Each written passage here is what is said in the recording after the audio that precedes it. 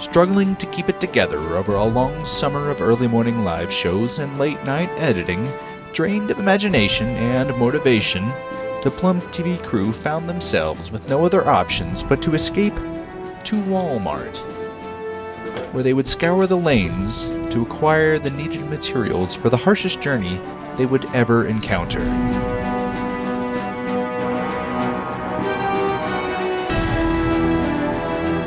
They set out towards the Colorado River in hopes to find a peaceful and relaxing ride through the valley's waterway.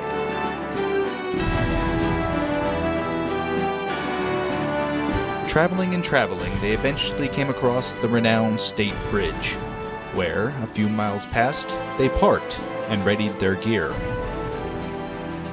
Determined to hit the water as soon as they could, they furiously breathed life into their recreational flotation devices.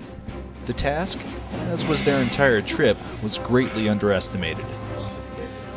But, through lung power and determination, they prevailed over the stubborn rubber. And now it was time to armor themselves from the burning sun that gleamed over their fair-skinned heads.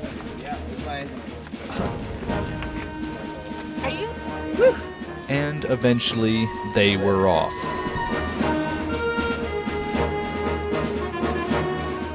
At first, the river welcomed the newcomers with open arms, playful currents, and cool waters. Of course, the spirits of the Plum TV crew were high.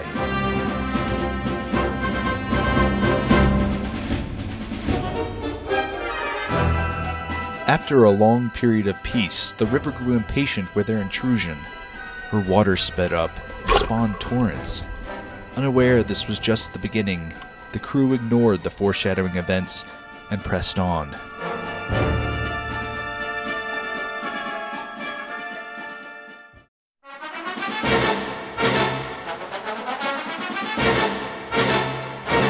The river increased its speed and became angry at the floaters. Tranquility turned to panic. Pacifism broke into chaos as the crew was hurled into torrential vortices created by the challenging river gods. They were sure they would never step on dry land again.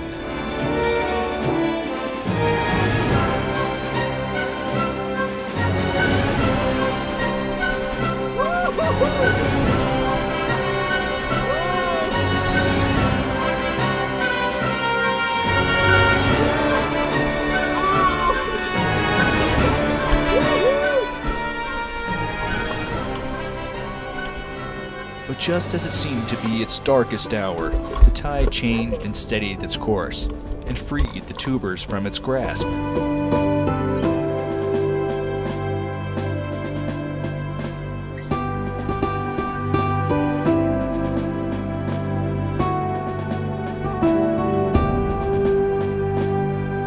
Relief overwhelmed them.